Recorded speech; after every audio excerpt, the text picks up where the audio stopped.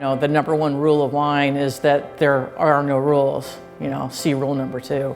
Well, I think it's like everything. It's when you get a marriage of two things you really like and both get better. They bring out the best in each other. When it clicks, you just know. So when the wine and food is really a dynamite pairing, it almost creates a third flavor. There are starting places in terms of the level and the depth of flavor in a dish can handle the depth of flavor in a wine, be it red or white. So we don't draw these absolute rigid barriers between red and white wine. And actually, whites are a lot more versatile than red. With cheeses, with all kinds of dishes, even if it's not white meat, whites do have a lot more versatility. Tradition says you look at contrast or complement. So something that is a contrast would be sweet and salty. So let's say you have an off-dry white wine is really lovely with charcuterie because it's salty.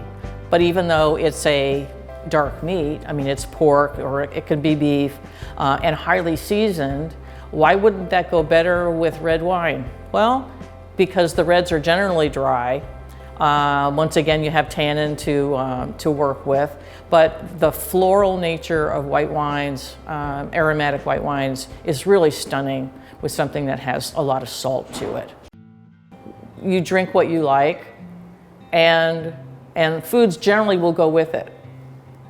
Depends on what your motivation is. Are you looking for the Holy Grail, or are you looking for the quintessential pairing? Then you put a little more time and effort into it.